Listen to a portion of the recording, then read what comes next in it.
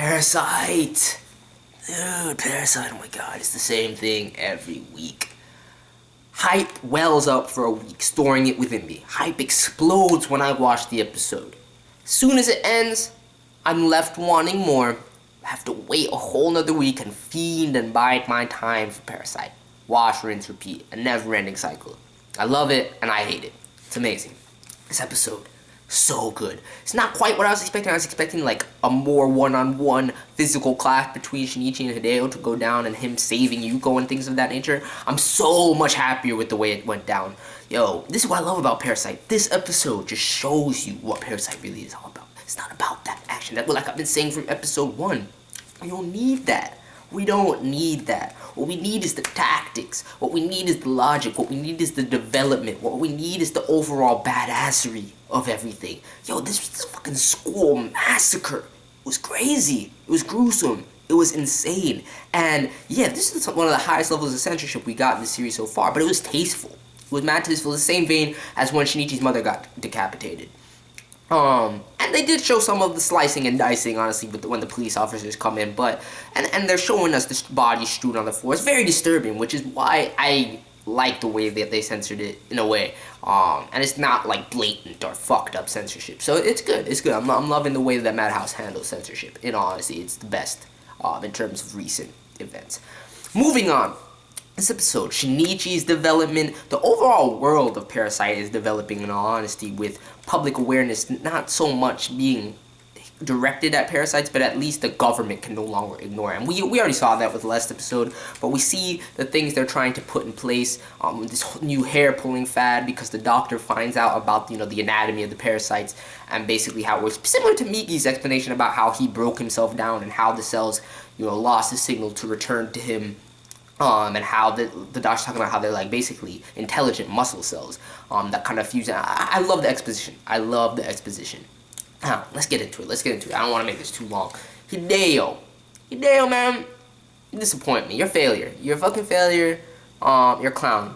Honestly, I thought he was more intelligent than that. And from the beginnings of this episode, I was like, yo, Yuko's done. And Yuko manages to redeem herself, which I'll get into in a second. But yo, Hideo. Honestly, from the moment you missed that first slash, I was like, you fucking up, Hideo. You're fucking up. And then he slices the paint thinner. I'm like, yo, once I saw his paint thinner, because I was wondering what was in the bottle last week, and I see his paint thinner, I'm like, alright, Yuko's not as stupid as she seems after all. Dangerous chemical. It's a dangerous chemical. He tosses it at him. She does it in kind of a bumbling way. She's scared. There's a fucking fiendish monster in front of her. I can't fault her for that, alright? But she got herself into that situation, so that's why I wasn't going to be sad or feel for her if she died. But she gets herself out. That's why she redeems herself. She makes out the tree, cushions her blows. She doesn't rely on Shinichi coming to save her like I thought was going to happen, because I see Shinichi get up at the beginning of the episode, just walk out of the classroom like a boss, like, where are you going? Doesn't even answer them.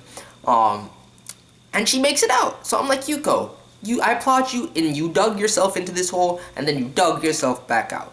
It's all good. I won't fault you anymore. You didn't have to wait to get saved. You got out of it, and it's really a result of Hideo fucking up and him just being not as intelligent as I thought he was. And then he goes berserk. His mentality is completely thrown awry. As you see Migi, when they're looking for him, he's like, is that really Shimada? Like, what's up with this thought process? What's going on? He seems different.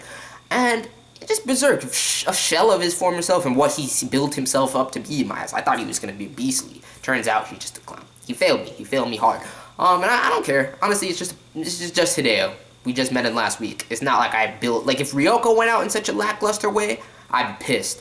I know Ryoko's too smart for that bullshit. And Yuko, while she did redeem herself, her whole actions in the first place caused 17 people to die. There was a massacre at the school.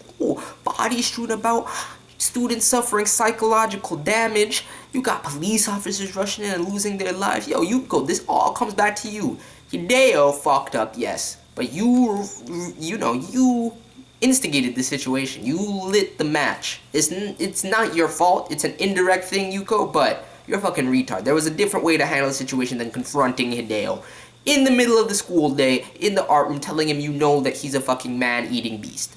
Stupid. Still stupid. Even though she redeemed herself from me and got away. If she had died, I wouldn't have cared. Now, it's like a reset button has been hit. Whereas, as long as she doesn't do something so stupid again, I may be able to feel for her in the future. Now, baseball pitch, yo. That baseball pitch. I just want to talk about that really, really quickly.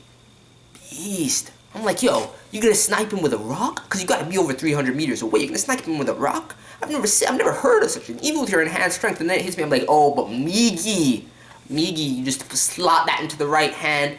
Work together. You got this. You see that gaping hole in Hideo? I'm just like, oh my god, one of the sickest, cleanest snipes I have ever seen. Like, honestly, it was done with a rock. It was done with a rock. I'm just like, wow, this shit goes hard. Oh my god, Shinichi, beast, prowess. You see the psychological effect this incident has on him. You see, we learn some things, and he gets even more character development, but he's able to steel himself and put him down. Do what needs to be done. He goes in.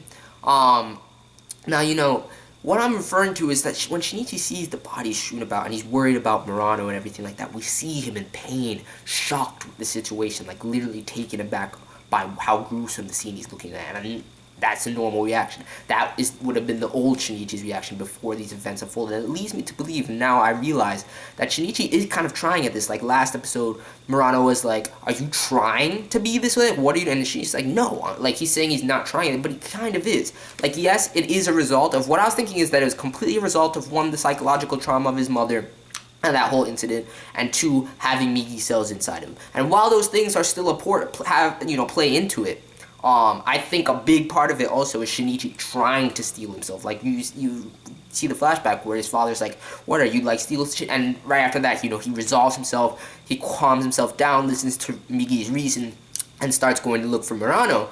And when he thinks he sees Murano dead as well, when I was like, there's no way that's Murano. I was like, you can't be serious. There's no way Murano would go out like that. And, you see him, like, genuinely concerned. So he's trying to suppress his emotions actively in conjunction with whatever the physical effect is of Migi cells inside of him and how that's changing him and the psychological trauma he's going through. He is, like, actively trying to act this way. It's not just completely forced upon him on that. So it was nice to get that kind of revelation as well. See how Shinichi is developing and how the two sides of him are reconciling. It's like the old portion of Shinichi starting to trickle back in, which is what I want to see. And a good episode. How Hideo goes out. He failed me, man. But the whole tactics of Shinichi, with the rock snipe, I was just like, damn, this is epic. This is absolutely epic. And then you got the government, researching the physiology of the parasites and everything like that, and coming up with this hair strand test, which people like Ryoko now. Like, Ryoko's not stupid enough to get caught up in something like this. I don't think Ryoko will get identified in such a like meager way, to be honest. She'll even just hide out if she has to until she has her baby. So I'm not worried about Ryoko. Ryoko is far too intelligent. At least I have Ryoko, because Hideo was just a complete and utter disappointment. But Ryoko will never fail as hard as she needs. Like, even if she fails, she will not go out in such a bitch manner like Hideo went out. Like, honestly, Hideo, just disappointing. He went berserk, then you see him just, like, can't even rationalize his next move because he's just so taken aback about how he fucked up his. I'm just like, Hideo, think, man. You're swatting flies right now when you should be trying to get yourself out of the situation. He's just dumb, man. I personally just don't. Everything, all the hype and respect and admiration I started to feel for Hideo, I could care less anymore. I washed my hands of all that. But really interesting episode, great progression, and I did a live reaction for this.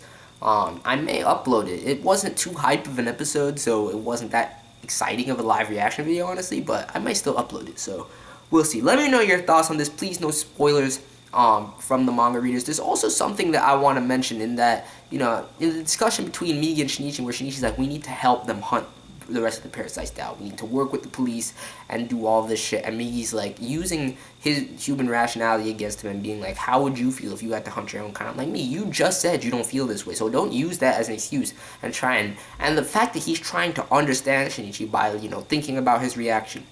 To this day, I still foresee Migi starting to develop these human emotions. Whether it's a result of his physiological relationship with, Shinichi, or his mentality being altered by trying to understand Shinichi, Migi grows smarter and smarter every day. And, if he gains human emotions along the way, I will not be surprised. And I hope it happens. I honestly do. But I love the cold and logical Migi But in the questions he asks, in some of the, he's almost like a tsundere at this point. I'm not gonna lie. Just like basically saying that he doesn't give a shit about anything, but deep down he's starting to develop these feelings, and he doesn't even recognize it yet. So it's interesting, really interesting. Let me know your thoughts, what you thought about this episode, how everything progressed, how Hideo went out. You know, Shinichi's development, what's going on with his emotions, is he actively suppressing things? Is it bigger than that? What's going on there? Please, no spoilers from the manga readers, and your predictions for how things are going to start to unfold. Now we're going to start to get into some other things. I don't think we're going to see Ryoko come back in too soon, but I want to know what's going on with that dude she was talking to, that other mysterious parasite lurking behind the scenes, because that is also hype for me. So, another great episode of Parasyte, that Parasyte greatness. That's it.